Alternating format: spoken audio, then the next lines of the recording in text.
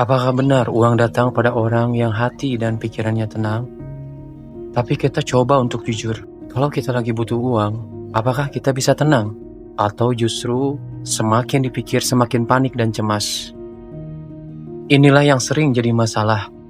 Kita disuruh tenang saat kondisi kita justru tidak memungkinkan untuk tenang.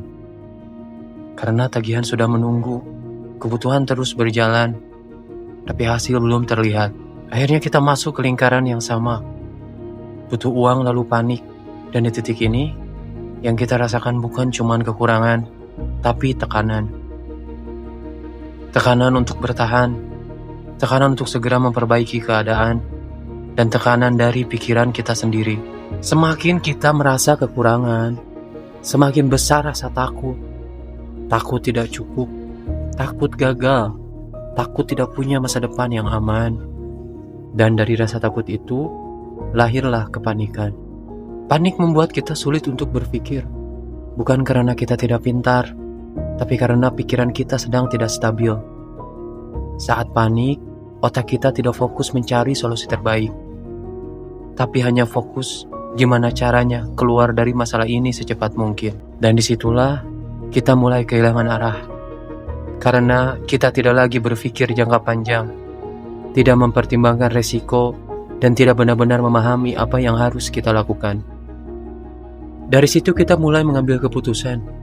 Keputusan yang terburu-buru, keputusan yang hanya berdasarkan harapan, bukan perhitungan. Dan keputusan seperti itu seringkali berujung salah. Keputusan yang salah tidak langsung menghancurkan, tapi perlahan menambah masalah, menambah tekanan, dan membuat kondisi kita semakin berat. Saat kondisi semakin buruk, kita kembali ke awal. Butuh uang, lalu panik. Siklus itu terulang lagi. Ini yang membuat banyak orang merasa seperti jalan di tempat. Kita sudah berusaha, sudah mencoba, tapi hasilnya tetap sama. Bukan karena kita tidak bergerak, tapi karena arah gerakannya selalu dimulai dari kepanikan. Dan selama titik awalnya tidak berubah, hasilnya kemungkinan besar juga tidak akan berubah. Pertanyaannya, kenapa orang tidak tenang saat ada masalah? Kita perlu jujur, orang tidak tenang itu bukan karena lemah, tapi karena tekanan. Tekanan finansial, tekanan dari lingkungan, dan tekanan dari pikiran sendiri. Semakin kita merasa kekurangan, semakin otak kita fokus ke ancaman. Dan saat otak kita fokus ke ancaman, yang aktif bukan logika, tapi insting bertahan. Penjelasan logisnya adalah, di saat kondisi panik, otak kita cenderung ingin hasil cepat, menghindari resiko jangka panjang, mengambil keputusan tanpa analisa. Itulah kenapa banyak orang saat butuh uang justru masuk ke keputusan yang salah, seperti ikut investasi tanpa paham, tergiur janji cepat kaya, atau mengambil langkah yang tidak dipikir matang. Bukan karena mereka bodoh, tapi karena mereka sedang tidak dalam kondisi tenang. Jadi, apakah benar uang datang pada orang yang tenang? Jawabannya tidak sesederhana itu. Bukan ketenangan yang membuat uang datang, tapi ketenangan membuat kita tidak salah langkah. Orang yang tenang bukan berarti tidak punya masalah, tapi dia tetap bisa berpikir jernih di tengah masalah. Lalu bagaimana solusi agar tetap tenang saat ada masalah? Pertama, berhenti mengambil keputusan saat panik. Kalau kamu sedang cemas, jangan ambil keputusan besar. Ini penting, tapi sering diabaikan. Karena saat kita panik, yang dicari bukan keputusan terbaik, tapi keputusan tercepat. Dalam kondisi cemas, pikiran kita menyempit. Kita hanya fokus pada satu hal, gimana caranya keluar dari masalah ini sekarang juga. Akibatnya, kita tidak melihat resiko, tidak mempertimbangkan dampak, dan tidak berpikir jangka panjang. Itulah kenapa banyak keputusan besar yang salah lahir dari momen yang emosional. Jadi, kalau kamu sedang panik, langkah terbaik bukan bertindak cepat, tapi berhenti sejenak, tarik nafas, jauhkan diri dari tekanan, dan beri waktu pikiranmu untuk kembali jernih. Karena satu keputusan yang diambil dalam kondisi kacau bisa berdampak jauh lebih besar dibanding satu hari menunda keputusan. Kedua, sederhanakan masalah. Kadang kita panik bukan karena masalahnya terlalu besar, tapi karena semua terasa datang bersamaan. Kita memikirkan terlalu banyak hal sekaligus: utang, pekerjaan, masa depan, dan harapan orang lain. Dan akhirnya, otak kita kewalahan. Dari titik itu, bukan karena kita tidak mampu, tapi karena kita tidak tahu harus mulai dari mana. Makanya, jangan langsung melihat semuanya sebagai satu masalah besar. Pecah jadi bagian kecil. Tanya ke diri sendiri, hari ini apa yang paling penting?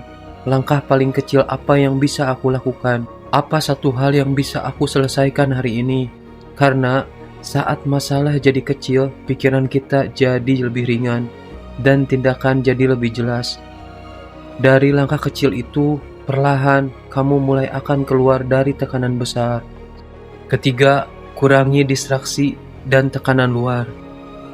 Seringkali yang membuat kita semakin tidak tenang bukan hanya kondisi kita, tapi apa yang kita lihat setiap hari. Kita melihat orang lain berhasil, melihat orang lain lebih cepat, melihat hidup orang lain lebih mudah. Tanpa sadar, kita mulai membandingkan. Perbandingan ini menambah tekanan dan membuat kita merasa tertinggal. Padahal, yang kita lakukan itu hanya sebagian kecil, bukan keseluruhan realitanya.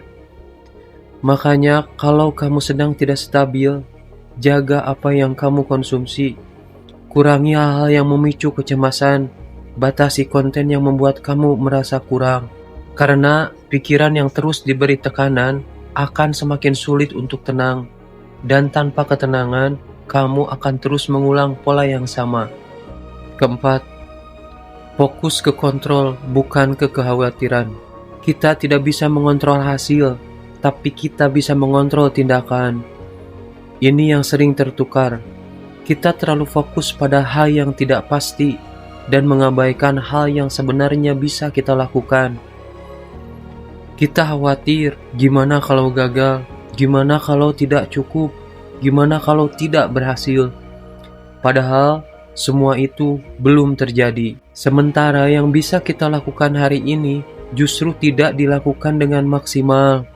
Orang yang terus memikirkan hasil akan mudah cemas, tapi orang yang fokus ke tindakan akan tetap bergerak meskipun pelan. Dan dari tindakan yang konsisten, perlahan hasil akan terbentuk, bukan instan.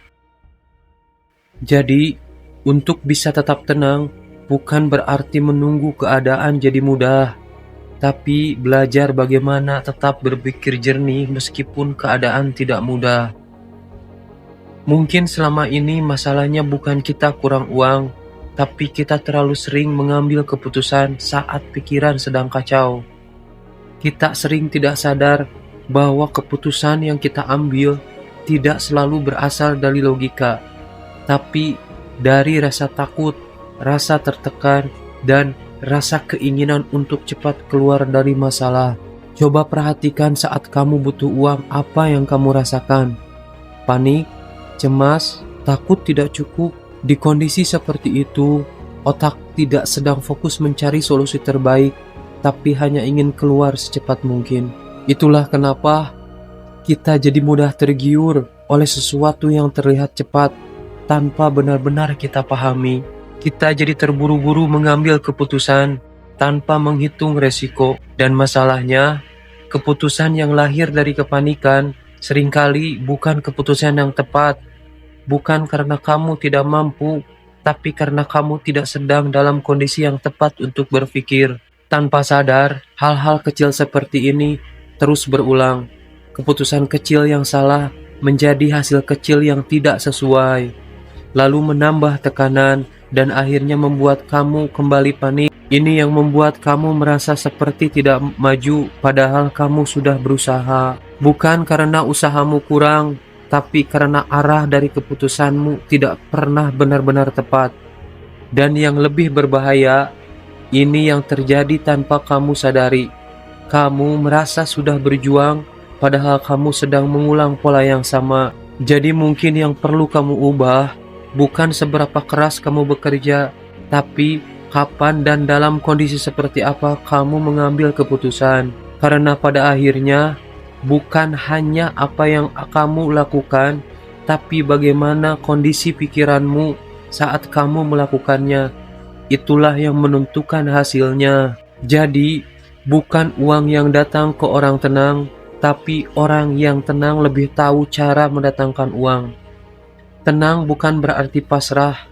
Banyak orang yang salah paham, mengira tenang itu diam, tidak bergerak, tidak melakukan apa-apa. Padahal bukan itu maksudnya. Tenang bukan berhenti bertindak. Tenang adalah tetap bertindak tanpa dikendalikan oleh kepanikan.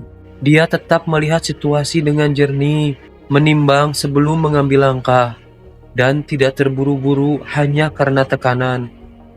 Karena sebenarnya tenang itu adalah cara berpikir, cara melihat masalah, cara menyikapi keadaan, dan cara mengambil keputusan.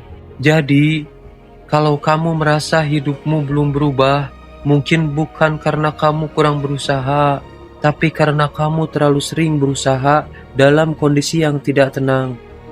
Dan selama itu belum berubah, hasilnya kemungkinan akan tetap sama. Karena pada akhirnya, bukan hanya apa yang kamu lakukan, tapi bagaimana cara kamu berpikir saat kamu melakukannya. Itulah yang menentukan kemana hidupmu akan bergerak.